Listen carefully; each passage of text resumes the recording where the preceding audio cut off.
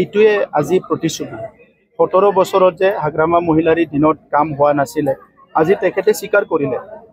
22 কোটি টকাৰ মাটি বিক্ৰী কৰিবলৈ এই মাটিটো ক'ত কিনিছিলে তেখেতে কিহেদি কিনিছিলে আপোনালোকে সুধিব লাগিব এইটো আমিতো সাংবাদিক নহয় গতিকে এই কামটো আপোনালোকৰ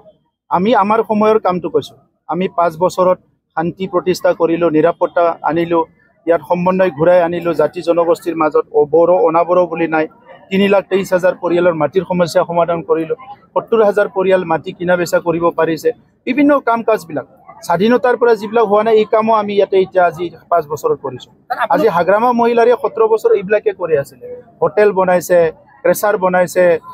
হস্পিটাল বনাইছে নিজৰ কাৰণে অঘাত মাটি কিনিছে বৰপেটাৰ পৰা লৈ পেলাই বিভিন্ন জায়গাবিলাকত য'ত যায় তাতে হাগ্ৰামাৰ মাটি মাথু খেৰাই ৰিজৰ্ট বনাইছে 5 ষ্টাৰ ষ্টেণ্ডাৰ্ড এইবিলাকে হাগ্ৰামাৰ কাম আছিল গতিকে আজি নিজে স্বীকাৰ কৰিছে আপোনালোকেতো আমি কলি হয়তো বিশ্বাস নকৰিলেহেঁতেন আপোনালোকে যিটো কৈছিল যে 3,000 কোটি টকাৰ কেলেংকাৰী 2,900 কোটি সেই পইচাৰে তেওঁলোকে এনেকুৱাই হয় মানে 1500 কোটি টকা এনেকুৱা অৰ্ডাৰ দিছিলে যিটো কোনো হেড নাই 1,000 কোটি টকাৰ পেকেজ পাইছিলে সেইটো 1200 কোটি টকাৰ অৰ্ডাৰ দিছে মানে আৰু 200 কোটি টকা এক্সট্ৰা অৰ্ডাৰ দি পেলাই পইচা খাই গৈছে কেক ৰিপৰ্টটো চাওক আপোনালোকে কেক ৰিপৰ্টত সব কথাই পাব আপোনালোকে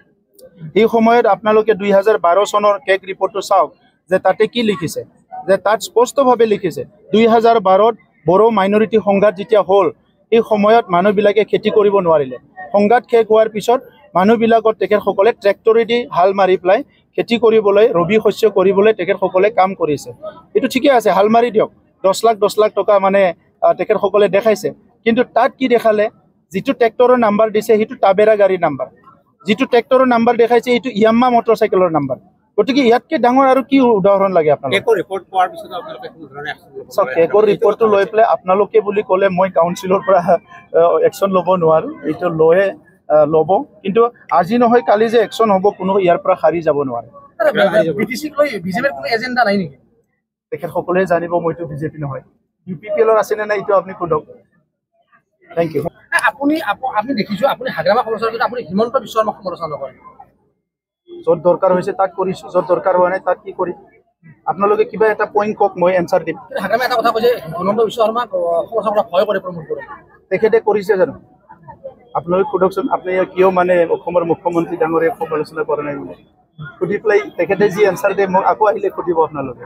দুটাকৈ বুথ মিটিঙত এটেণ্ড কৰিবলৈ আহিছিলোঁ বাগানপাৰা আৰু পকলাবাৰী তো ইয়াত আমাৰ মছলপুৰ সমষ্টিত বিভিন্ন প্ৰাইমাৰী কমিটিত ৰেলী হৈ আছে আৰু এই মেধাঘাটৰ ৰেলীত মই কণ্টেকৰ কাৰণে অংশগ্ৰহণ কৰিলোঁ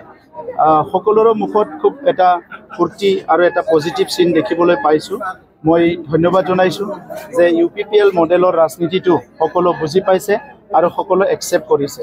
2020 চনত এটা ডাঙৰ সপোন লৈ আমি চৰকাৰলৈ আহিছোঁ এটা পৰিৱৰ্তন আনাৰ কাৰণে আৰু আজি সেই পৰিৱৰ্তনটো দেখিবলৈ পালোঁ যে 1947 চনত যিবিলাক কাম হোৱা নাই ইয়াৰ মাজৰ যিটো 30-40টা বছৰত আমাৰ বড়োলেণ্ড অঞ্চলকে সামৰি অসমৰ বিভিন্ন প্ৰান্তত যি বিভিন্ন পৰিৱেশ হৈ গ'ল এই পৰিৱেশৰ বলি আমাৰ অঞ্চলৰ ৰাইজেও হৈছিলে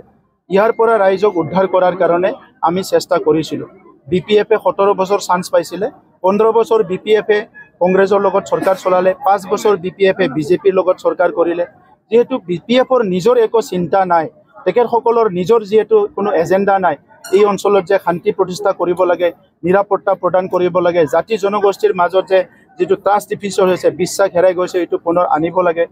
সমন্বয় কৰিব লাগে আমাৰ ৰীতি নীতি সংস্কৃতিবিলাক লাহে লাহে হেৰাই যাব বিচাৰিছে এইবিলাক সব ৰক্ষণাবেক্ষণা দিব লাগে এই কামবিলাক 17 বছৰত হাগ্ৰামা মহিলাৰী ডাঙৰীয়াই কৰিব নোৱাৰিলে আৰু সেইকাৰণে যেতিয়া ইউপিপিএলে আহি পেলাই সকলো জনগোষ্ঠীৰ কাৰণে কিবা নহয় কিবা কাম কৰা আৰম্ভ কৰিলে আজি সকলো জনগোষ্ঠীৰ ৰাইজ ইউপিপিএলৰ প্ৰতি যিটো মৰম আৰু ইউপিপিএলৰ লগত আজি সকলো আগবাঢ়ি আহিছে মই সকলোকে ইউপিপিএল দলৰ হৈ ধন্যবাদ জনাইছোঁ আৰু বিশেষকৈ মছলপুৰবাসী ৰাইজক মই ধন্যবাদ জনাইছোঁ 2020 চনতো আমাৰ প্ৰাৰ্থী আছিলে ৰাকেশ ব্ৰহ্ম ডাঙৰীয়া বিপুল ভোটত বিজয় কৰিছে আৰু এইবাৰৰ প্ৰাৰ্থী ৰাকেশ ব্ৰহ্ম ডাঙৰীয়া তেখেতে বিভিন্ন গাঁৱত ৰাস্তা পদূলি ধৰ্মীয় আমাৰ যিটো অনুষ্ঠান উপাসনাথলী বিভিন্ন স্কুল এইবিলাক বিভিন্ন নিৰ্মাণ কৰি পেলাই এতিয়া 5টা বছৰ মছলপুৰৰ যিটো ৰেৰূপ এইটো সম্পূৰ্ণ চেঞ্জ কৰি দিছে আৰু অহা 5টা বছৰত এই মছলপুৰ অঞ্চলত বাকী থকা যি ৰাস্তা ঘাট বিভিন্ন কামবিলাক সম্পূৰ্ণ হ'ব মই আজি মছলপুৰবাসী ৰাইজক এই কথাটো মই স্পষ্টভাৱে